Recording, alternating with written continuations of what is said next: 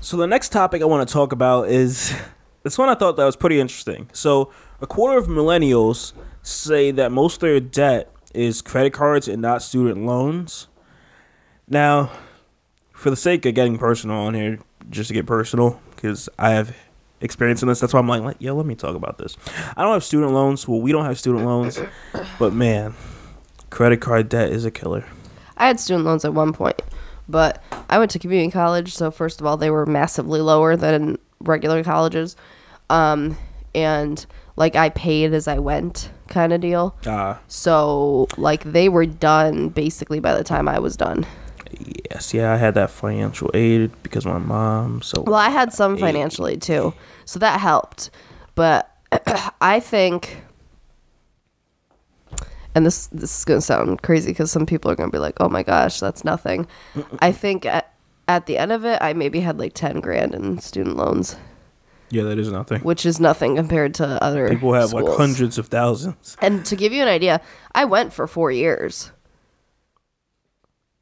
Yeah. So, I mean, yeah, that's nothing when you pay like 50 grand a semester. Yeah. So, man, well, I say this because this article, it's on Business Insider, and I thought it was interesting because they say that millennials who carry debt report owing an average of $27,900 in personal debt, and that's excluding mortgages. Yeah. That is crazy. But not surprising. How many cards do you have for you to run up to that's my thing too. Like all my cards, even to like this day when I had last used them, were like maybe 5,000 was like the highest. Like I never had like this extraordinary limit. I remember what mine are like over 10,000 for like what really. And I've always had really good credit, but I think part of it is because you always had to update your income and you had to like, I don't know. See, it's weird because I've always had really good credit though. So, and yeah, but did you use them a lot? I mean, back a few years ago before we switched to. Because they go based on your income, and then if you use it a lot, they're like, I'll keep increasing it because I would say a decent amount. So I don't know.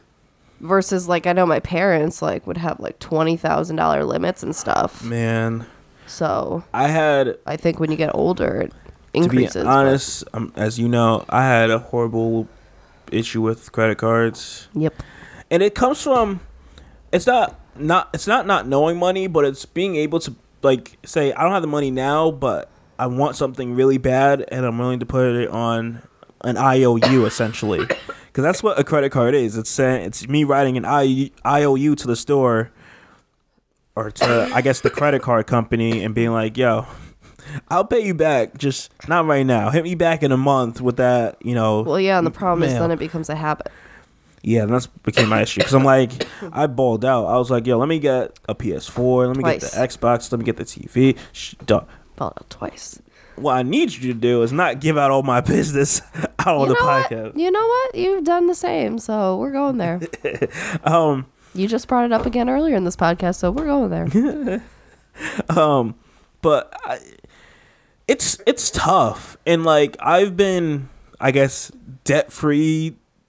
Sober, if that's even a word, since like February of this year, where like I haven't used cards at all. I want to, but only for the sense of keeping the card active, just to have it for like the longevity on like my account, for it to look good when it comes down the road for like cars or houses down the road, because it's just, I don't know, it's good to have those open instead of having them closed. In my view, yeah, but that's just my 2 cents. Yep. But like it was really surprising that like you have that much debt over school debt. The only credit card I use right now is my business credit card, and which just had fraud, so that was fun. Someone literally tried charging $3,200 and then like $1,200 in Florida. And apparently the 3,200 went through, which is cool. Because I'm like, cool, they got like whatever the heck they got at that Thai and sushi lounge for $3,200. They were like, what are I'm you gonna have getting a Thai and nice sushi lounge for $3,200? You invite the homies and you'd be like, yo, this whole meal's on me. Buy lobster, buy everything. Like, oh my god, that's a whole vacation. So that's insane. But they didn't have to pay for it. I know. And the whole they better get found out. That's my thing. But the thing of the scammer, at the end of the day, they're like, you're gonna get your money back.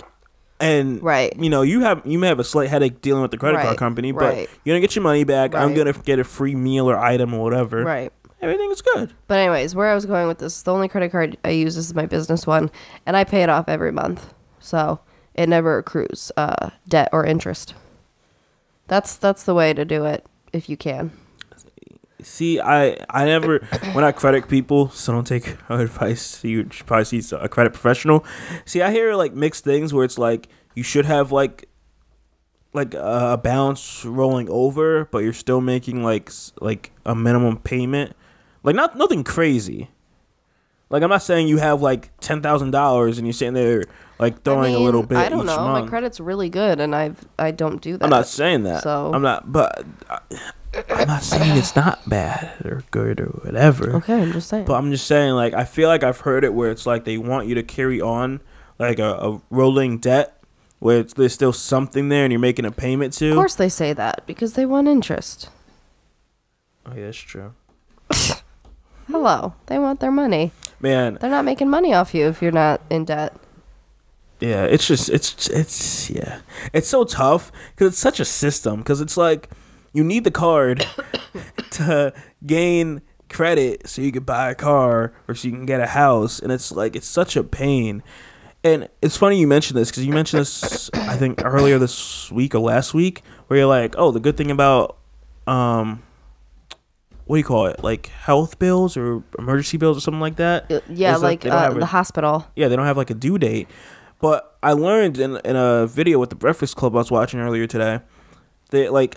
Even though they don't have a due date, like it still impacts your credit if you don't like make payments to it. Well, yeah, you know what I found is it doesn't have a due date, so it's nice because it's like say you get a $10,000 emergency room bill, like you don't have to pay it like in a month. But it's cool because you can go like a few months without paying it, and it's cool. But then, yeah, they do eventually come after you, and then you kind of have to haggle with them on like how much to pay. I mean, like so that sounds like something I'm never doing. Like that's kind of the cool thing is that it's not like, well, you have to pay $500 a month. No, like I'm gonna pay $100 a month because that's what I can do. I'm not going with that advice. I don't know. Because it's like I get what you're saying, but I don't know. That's the hard I've part. I've never had a bill go into collection, so I'm assuming after you don't pay that bill, that emergency bill, it gets tossed to a collection agency. So now it's like we'll see when we have our first child then. Oh, that is not happening. You better save up for that baby. That's gonna be the first down payment you have on that kid. Like, what happened to all my college money, mom and dad? Right. Well, we spent it on your birth. Like, right? Shoot, it was hard bringing you into this world. Have you guys seen the hospital bills for giving birth for like in a 2-day stay and like that's it, like a non-complicated, an average birth. Yeah, it's disgusting. Like they'll put charges on there. Like they'll charge you for breastfeeding your own child. Water bottle charge. Like like literally, like and like they charge you for the skin to skin. Skin to skin, what's that? Like when you first give birth and like you put the baby on your chest. Man, that is so like stupid. It is so messed up what they charge you for. Oh, you want to kiss your baby on the forehead? That'll be $50. Like, goddamn, they really hit you with like everything. Oh, you want to stay an extra night? That's gonna be an extra $5,000. Like, oh, you want extra sheets? That's gonna be $1,000 there. Like, that sounds really. The problem is, I feel like with hospitals, there's no like universal number, so I feel like they just kind of charge what they want. I feel like I've seen a video like that where you're like, yeah, wait, like it doesn't make sense. I feel like I've seen so many things on Vice. Because I understand medical stuff can be expensive, but it's so like it is so overly expensive, and then it's overly expensive of what insurance doesn't cover, even if you have good insurance. Like that's what's so confusing about hospitals. Mm-hmm.